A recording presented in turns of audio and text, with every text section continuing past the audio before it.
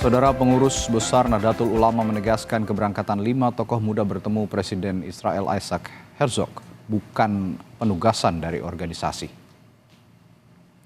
Dari foto tampak kelima kader NU berfoto bersama dengan Presiden Israel Isaac Herzog. Ketua PBNU Syafiq Ali menyesalkan perbuatan tokoh muda Nahdliyin yang bertentangan dengan sikap Nahdlatul Ulama di pihak Palestina. PBNU sama sekali tidak mengetahui keberangkatan 5 orang itu dan belum diketahui pasti tujuan dan isi pertemuannya.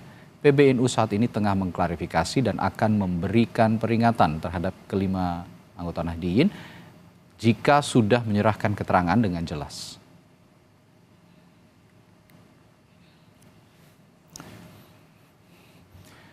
Saudara, publik dihebohkan dengan foto pertemuan tokoh NU dengan Presiden Israel Isaac Herzog. PBNU menegaskan hal itu bukan penugasan organisasi. Lalu bagaimana bisa mereka bertemu Presiden Israel apalagi Republik Indonesia tidak punya hubungan diplomatik dengan Israel? Lalu apa juga maksud pertemuan itu? Kami akan bahas dengan Sekretaris Jenderal PBNU Syaifullah Yusuf atau akrab disapa dengan Gus Ipul. Assalamualaikum Gus Ipul, selamat pagi. Waalaikumsalam, selamat pagi Mas. Gus, saya tanya langsung respon dari pertemuan kemarin tokoh NU dari PBNU sendiri. Apa yang sudah diperbuat oleh PBNU saat ini sejauh ini, Gus? Ya, hari ini rencananya Ketua Umum akan bertemu secara langsung. Baik pimpinan badan otonom lembaga yang mana mereka yang berangkat itu tercatat sebagai pengurus. Nah, nanti di situ akan diketahui sebenarnya lebih jauh tentang maksud tujuan dan kemudian juga kita ingin tahu latar belakangnya dan siapa yang memberangkatkan mereka ke sana untuk keperluan apa. Nah, nanti siang lah insya Allah nanti udah ada kabar, mudah-mudahan nanti ada rilis secara resmi yang disampaikan oleh Ketua Umum. Tapi memang benar-benar tidak diketahui ya Gus ya keberangkatan 5 tokoh muda NU ini ya ke Israel? Sama sekali kita tidak mengetahui, tidak ada mandat, tidak ada izin juga, tidak ada informasi, tidak ada pemberitahuan. Kita kemudian kaget luar biasa adanya foto-foto yang beredar itu, video-video yang beredar, yang mana tentu kita tidak hanya sekedar menyayangkan, ya, banyak sekali yang mengecam dan sekaligus juga kita ingin ada tindakan-tindakan organisasi. Nah, karena itulah kemudian tentu kita perlu tabayun pada yang bersangkutan. Ya, karena ini untuk memperjelas persoalan, jangan cuma berdasarkan spekulasi. Kalau lihat sepintas sih, ya mereka diundang karena di belakangnya ada nama NU-nya. Ya, tapi keberangkatan mereka ke Israel ini menurut Anda juga, saya sempat lihat pernyataan Anda gitu, sangat tidak bijaksana. Apakah ada langkah ke depan jika memang ini tidak sesuai dengan yang digariskan oleh NU, apakah ini juga akan ada sanksi terhadap mereka? Ya, sebenarnya bagi pengurus NU, tahulah mana batas-batas ya yang boleh dilakukan, mana yang harus minta izin. Ya, yang memang kita melakukan kegiatan-kegiatan yang sensitif, ya, yang mungkin bisa punya dampak politik yang luar biasa, ya seharusnya sudah harus melakukan konsultasi dengan PBNU. Ya, sudah seharusnya juga di samping bisa menimbang sendiri, tapi juga harus melakukan konsultasi. Lebih-lebih kita tahu dan juga semua tahu bahwa Israel sekarang lagi bermasalah, gitu, kan?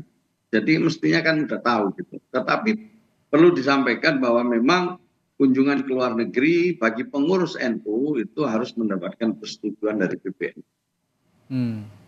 Harus ada persetujuan begitu. Nah, ini tapi mohon maaf saya menyinggung sedikit ke belakang begitu Gus. Sebelumnya juga sempat ada pertemuan Gus Yahya, Ketua Umum PBNU dengan Perdana Menteri Israel Benjamin Netanyahu. Nah, ini konteksnya apakah nyambung gitu Gus atau memang berbeda sebenarnya? Ya jelas berbeda lah ya, tidak dalam program yang sama dan atau diinisiasi oleh yayasan atau lembaga yang sama. Jadi sangat beda Gus Dur dengan teman-teman ini atau Gus Yahya dengan teman-teman ini. Gus Dur dan Gus Yahya sebelum berangkat itu diskusi dengan banyak kiai gitu. Oke. Setelah pulang juga mendiskusikannya dengan banyak kiai, dengan banyak ulama, dengan sesepuh gitu. Gus Yahya juga begitu, dan beliau berdua berkunjung pada waktu itu tidak dalam kondisi yang yang Panas begitu ya. seperti sekarang ini ya, yang melukai hati kita semua Betul. gitu. Jadi beda sekali gitu. Jadi ini Oke. yang kita sesalkan, ini yang kita tidak habis pikir ya. Tidak ada hujan, tidak ada angin, tiba-tiba langsung kejadian seperti itu. Oke. Ya sekali lagi kalau ini disamakan dengan Gus Dur sama Gus Yahya jelas beda sama Harus sekali. berbeda ya. Beda momennya, beda konteksnya, Tapi beda jika, sekali. ya, begini Gus, jika nanti dalam upaya klarifikasi begitu kita tadi Gus Ipul kan mengatakan kita harus juga tetap tabayun begitu kepada mereka. Tapi kalau memang mereka ternyata upaya ke sana itu dalam upaya untuk ya meredam konflik di sana antara Israel dan Palestina, terutama untuk meminta Israel untuk menghentikan agresinya terhadap Palestina, apa yang akan diambil sikap oleh Nahdlatul Ulama sejauh ini?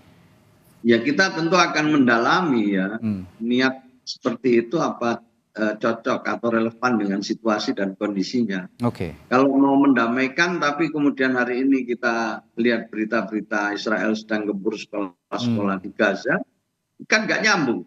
Ya. Terus apa dampaknya gitu terhadap situasi di sana?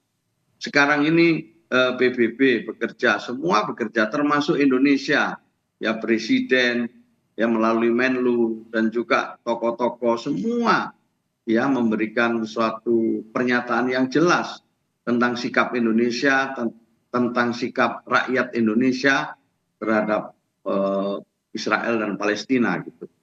Jadi sebenarnya ini sudah cukup jelas gitu. Kenapa sekali lagi kita menyesalkan teman-teman ini berangkat dalam momen yang sama sekali ini tidak kondusif. Sehingga menimbulkan tafsir, menimbulkan kecaman yang nyata, dan macam-macam yang mana kita yang di PBNU harus menjawab sesuatu yang kita belum tahu sepenuhnya. Oke.